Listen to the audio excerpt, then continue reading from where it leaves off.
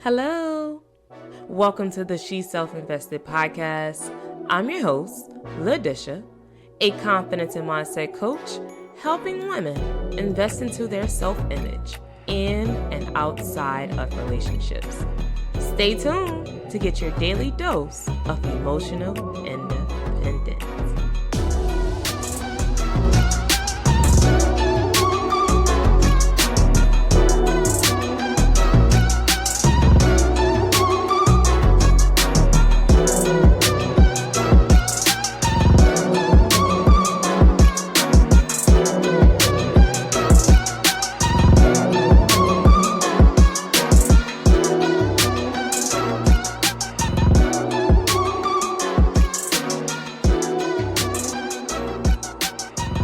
Hello, ladies.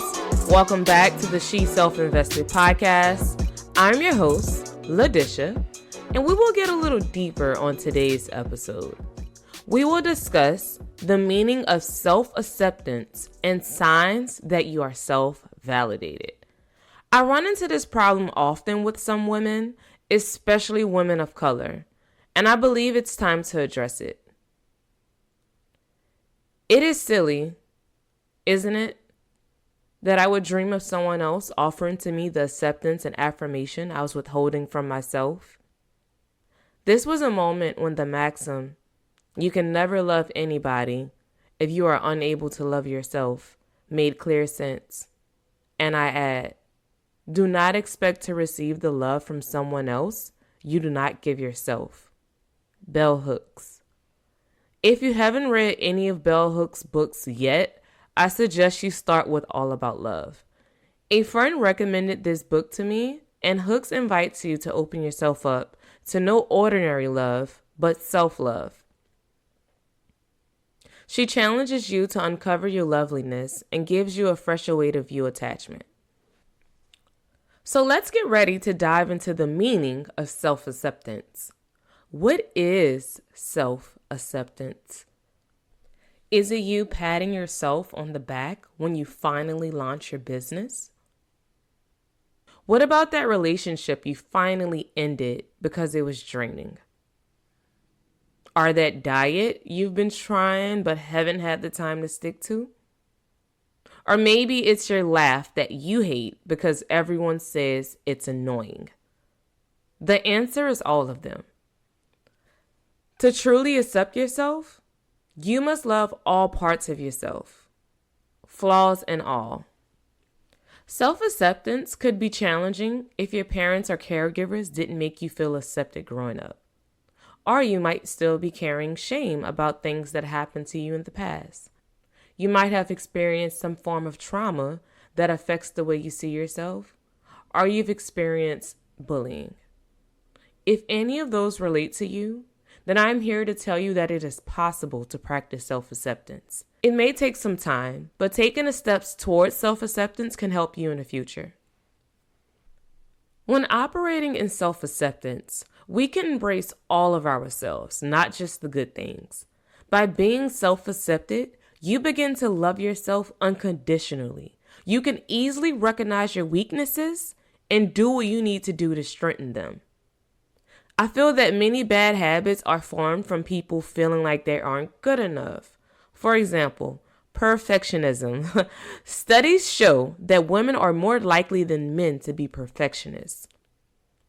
If you consider yourself as one, then ask yourself why. Why do you feel the need to be this false version of yourself? Why can't you see how great you already are? When we operate in this perfectionist state, we go against our feminine nature and step into this masculine domination role. Why? Who are you really competing against? Or better yet, who are you trying to prove? The only person's opinion of you that should matter is you.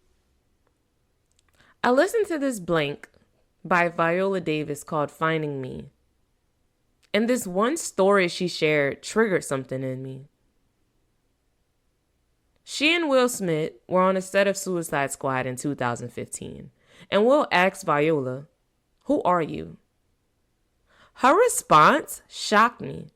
She's still seeing herself as this 8-year-old little girl who would get bullied by her male classmates. This female icon in the Black community, who has been in theater premieres, film festivals, and award ceremonies, still sees herself as this frightened little girl. That baffled me, making me think, well, who am I? I thought long and hard about my accomplishments, but that same little girl kept coming up.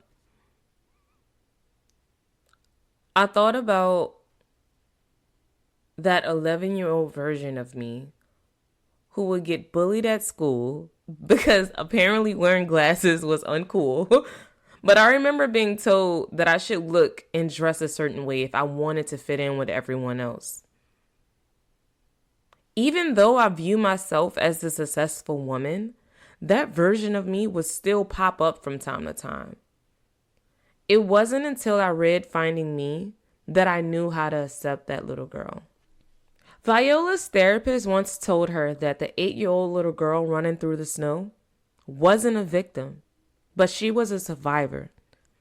Years later, Viola took her therapist's advice and started to embrace that little girl, thanking her for the strength and courage that she had shown during those tough times. And that made me think,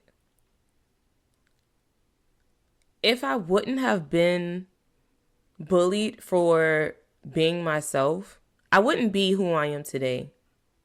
I'm happy that I allowed myself to not change who I was to accommodate someone else's opinion of me. And because of my strength as that 11-year-old little girl, that helped me embrace my uniqueness still to this day. The story's moral is that we must accept all versions of ourselves to experience true self-acceptance. We can't rely on our accomplishments, money, status, or fame to tell our story.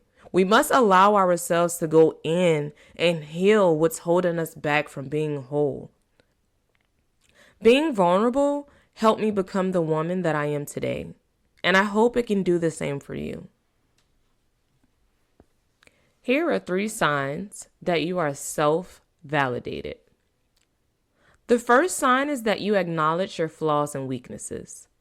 Admitting your faults take deeper introspection because you have to make room for self-criticism. Many entrepreneurs and goal chasers look for weaknesses to improve themselves. If you can confidently say that you need work in a specific area, you are already down the path of self-acceptance. Accepting my flaws and weaknesses was challenging because I used to be a perfectionist.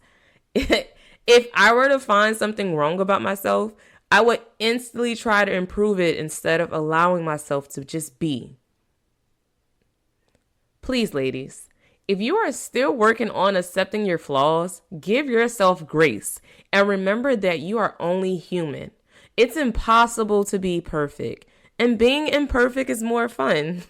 It provides you with qualities to love about yourself, even though other people might dislike them. It's what makes you who you are. Don't feel pressured to look or dress a certain way because someone has a problem with it. In reality, they only project their lack of self-acceptance onto you, and it's on you to accept or reject that negativity. The second sign that you are self-accepted is being comfortable being your authentic self.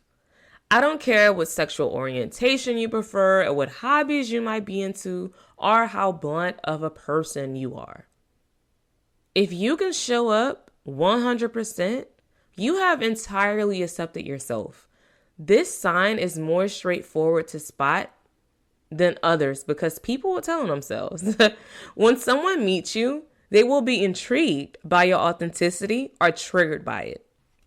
Let's say you walk into a nice cocktail bar with a loud pink dress and some nice heels with a cute handbag. I mean, you look gorge. Some people might give you crazy looks from dressing so boldly, but others might come up to you and compliment your outfit. At that moment, you can choose who you want to give your energy. If you have an eccentric personality or style, don't tone it down because of what people might say or think. Keep being you, and you'll attract those like-minded individuals that's on your wavelength.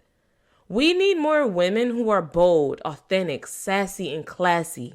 Who says you can't be all of them as long as you own who you are? There isn't a manual on how to express yourself. For those who aren't showing up as their authentic selves, ask yourself, why not? We can sometimes wait on permission to be ourselves when the only person that can give us the okay is the person staring back at us in the mirror. Be you. The final sign of self-acceptance is your ability to take criticism without feeling attacked.